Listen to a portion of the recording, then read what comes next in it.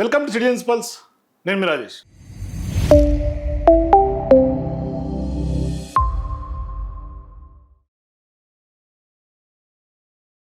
మొన్న ఒకరోజు సాయంత్రం అకస్మాత్తుగా తొలకరి జల్లులు అంటారు చూసారా, ఆ తొలకరి జల్లులు కేవలం 5 సెంటీమీటర్లు మాత్రమే హైదరాబాద్లో వర్షపాతం నమోదైంది.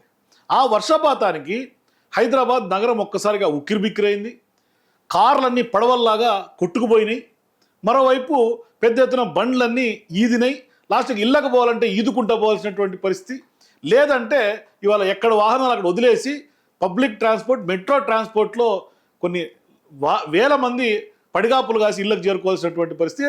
సరే, వదిలిపోలేనటువంటి పక్షంలో గంటల కొద్దీ 4-5 గంటల పాటు ట్రాఫిక్లో నిరీక్షించి ఇళ్ళకు చేరుకోవాల్సినటువంటి పరిస్థితి. ఆఖరికి ఇంటికన్నా రాత్రికి చేరుకుంటామా లేదా అన్న భయం గుప్పెట్లో సాటి హైదరాబాదీ వెళ్ళినటువంటి పరిస్థితి. కేవలం ఒకే ఒక్క 5 సెంటీమీటర్లకు సాయంత్రం కురిసినటువంటి వర్షానికి. మరి ఇవాళ ఈరోజు హైదరాబాద్ పరిస్థితిని చూస్తుంటే ఒక ప్రశ్న తప్పకుండా అడగాలనిపిస్తుంది. నిజంగానే ఈ నగరం ప్రపంచ స్థాయి నగరమా, లేదంటే ప్రచారంలో మాత్రమే ప్రపంచ స్థాయి నగరంగా మిగిలిందా అన్న ప్రశ్న ఖచ్చితంగా అడగాలనిపిస్తుంది. ఎందుకు అంటే ఒక్క వాన పడింది, అది కూడా తెలంగాణలో ప్రతి ఏడాది సహజంగా పడే జూన్ నెలలో పడే సాధారణ వర్షాలే.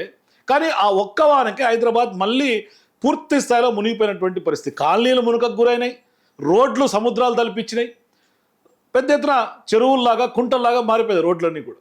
మరి వాహనాలు చిక్కుకుపోయినాయి, కాలనీలు జలదిగ్బంధంలో పడ్డాయి. అట్లాగే ప్రజలు కూడా ఇందాక చెప్పినట్టుగా గంటల కొద్దీ ట్రాఫిక్లో నరక యాత్ర అనుభవించారు. మరి ఇప్పుడు అసలు ప్రశ్న ఏంటంటే, ఇది ప్రకృతి వైపరీత్యమా, లేదంటే పాలనా వైఫల్యమా? అంటే పూర్తిగా అడ్మినిస్ట్రేటివ్ ఫెయిల్యూర్ అని స్పష్టంగా చెప్పక తప్పదు. ఎందుకంటే ఇవాళ జాతీయ స్థాయిలో జరుగుతున్నటువంటి చర్చ తీసుకున్నా, ఎందుకంటే నిన్నటి రేవంత్ రెడ్డి గారు చెప్పారు, పెద్ద ఎత్తున ఇవాళ ముంబై మెట్రో నగరాలనే విషయం తీసుకుంటే పూర్తిగా మునిగిపోతున్నాయి అని మొన్న మాట్లాడాడు, నిన్న మాట్లాడాడు.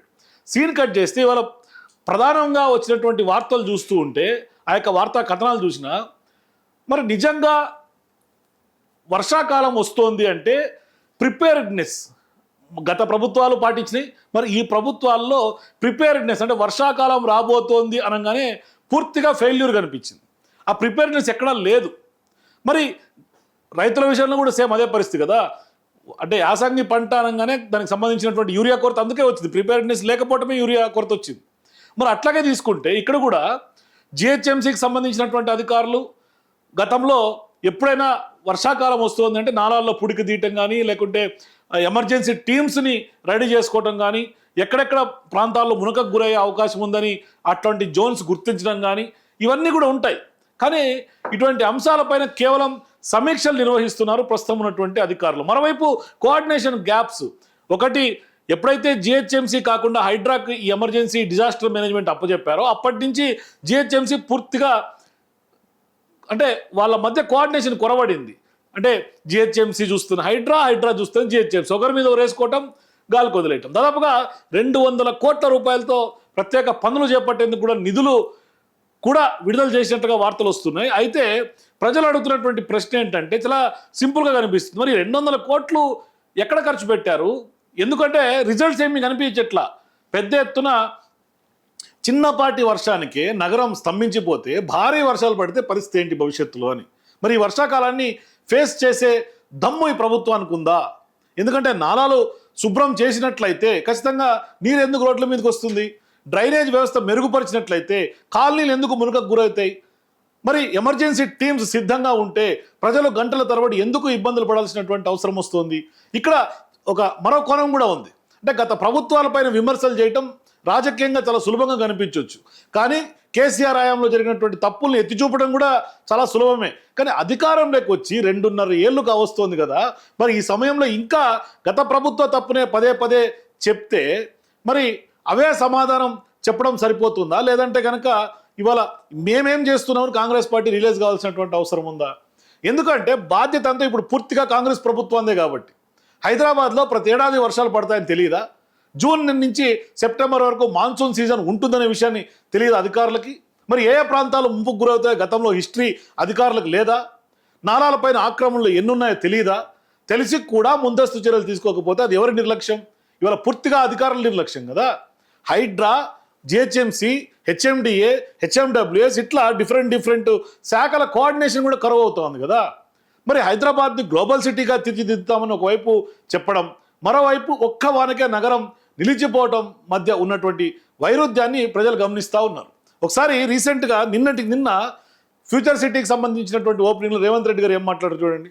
తొలకరి వర్షాలు నిన్ననే పడ్డాయి, పెద్ద ఎత్తున వర్షం పడలే, రోజంతా వాన పడవలే. కానీ 2 గంటనే హైదరాబాదు నగరంలో వాన పడితే రోడ్లు ఎక్కడికక్కడ స్తంభించిపోయినాయి.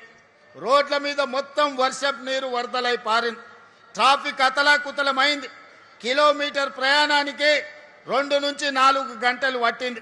సో నిజంగా ఇప్పుడు రేవంత్ రెడ్డి గారు మాటలు విన్న తర్వాత ఒక సాధారణ పౌరుడి కోరుకునేది కూడా పెద్దగా ఏమీ కాదు.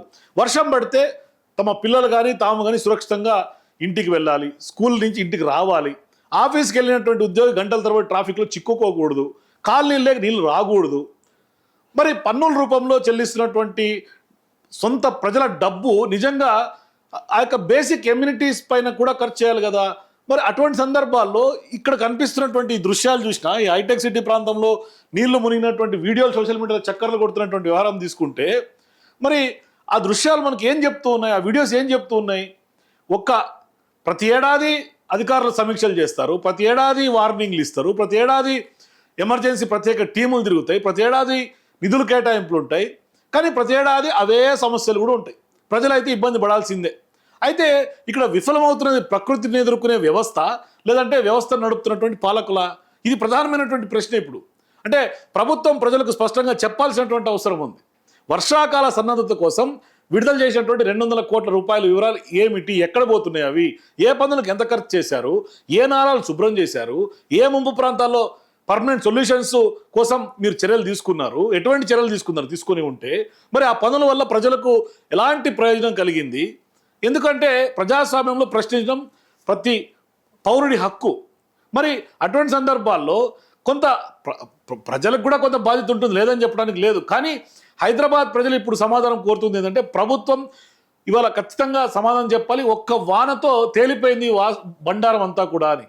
అంటే ఒకవైపు హైడ్రా పెద్ద ఎత్తున మేము అది చేసాం, ఇది చేసాం, నాలాలు కూల్చివేతలకు గురి చేసాం, నాలాలు శుభ్రం చేసాం, నాలాలు క్లీన్ చేసాం, పిఆర్ స్టంట్ల లెక్క మారింది తప్పితే, సమీక్షలకు పరిమితం అవుతారు తప్పితే అధికారుల మధ్య కోఆర్డినేట్ చేసి గ్రౌండ్ రియాలిటీలో ఏం జరిగింది, ప్రజలు ఏ విధంగా ఎదుర్కొంటున్నారు, మరి వాళ్ళ కష్టాలు పట్టించుకునే పరిస్థితి లేదు.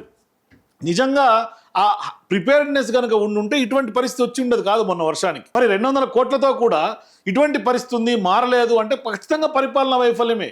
ఇవన్నీ కేవలం ప్రకృతి మీద నెట్టేస్తే ఇది ఒక మరో రాజకీయ డ్రామా అవుతుంది.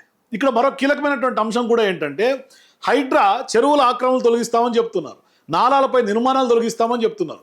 వర్షపు నీరు ఏదైతే ఉందో అది పూర్తిగా ప్రవహించేందుకు, ప్రవాహానికి అడ్డుగా ఉన్నటువంటి ప్రతి అడ్డంకిని తొలగిస్తామని పెద్ద ఎత్తున హైడ్రాని తీసుకొచ్చారు, వ్యవస్థను తీసుకొచ్చారు. హైడ్రా అనే వ్యవస్థను రీసెంట్గా హిట్లర్తో పోల్చాడు రేవంత్ రెడ్డి గారు. అయితే ఇక్కడ ప్రధానమైనటువంటి ప్రశ్న ఏంటంటే హైడ్రా లక్ష్యం కేవలం కూల్చివేతలా, లేదంటే పర్మనెంట్ సొల్యూషన్ అనేది? ఎందుకంటే ఆక్రమణలు తొలగించిన తర్వాత ఆ ప్రాంతాల్లో పునర్నిర్మాణం జరిగిందా, లేదంటే ప్రిపేర్డ్నెస్గా వర్షాకాలం మాన్సూన్ సీజన్కి ఏం చేస్తున్నారు, నీటి ప్రవాహం ఆ యొక్క ప్రవహించే మార్గాలను కొంత శాస్త్రీయంగా ఏమన్నా అక్కడ అభివృద్ధి జరిగిందా, మరి మురుగు కాలువలు అంటే డ్రైనేజ్ సిస్టంలో అక్కడ దాని యొక్క డ్రైనేజ్ సామర్థ్యాన్ని ఏమన్నా పెంచారా, లేదా కేవలం బుల్డోజర్లు నడిపించడమే పరిపాలనగా మారిపోయిందా? మరి వర్షాలు పూర్తిగా ఈ యొక్క వ్యవహారాన్ని, హైడ్రా యొక్క బండారాన్ని బయటపెట్టాయని చెప్పుకోవాలి. ఒక చిన్న వాన అంటే హైదరాబాద్ సంబంధించి ఈ యొక్క పరిపాలనలో పూర్తిగా అడ్మినిస్ట్రేటివ్ యొక్క కోఆర్డినేషన్ గ్యాప్స్ కనిపించినాయి. అంటే రోడ్ల బాధ్యత ఒక శాఖది, నాలాల బాధ్యత మరో శాఖది, డ్రైనేజీ బాధ్యత ఇంకొక సంస్థది, చెరువుల నిర్వహణ మరో ఏజెన్సీ చేతిలో ఉన్నట్టుగా కనిపిస్తోంది. అందుకనే ఇంకొకటి ఏంటి, ఈ మొత్తం ఎంటైర్ థింగ్లో ట్రాఫిక్ నియంత్రణ ఏమో మళ్ళీ పోలీసుల అధికారులు, ట్రాఫిక్ పోలీసులు. కానీ ప్రజలకు ఇవన్నీ వేర్వేరు శాఖలు కావు. ప్రజలకు కావాల్సింది ఒకటే, వర్షం పడినప్పుడల్లా నగరంలో ఉన్నటువంటి ప్రజలందరూ సాఫీగా ఇంటికి వెళ్ళిపోవాలి.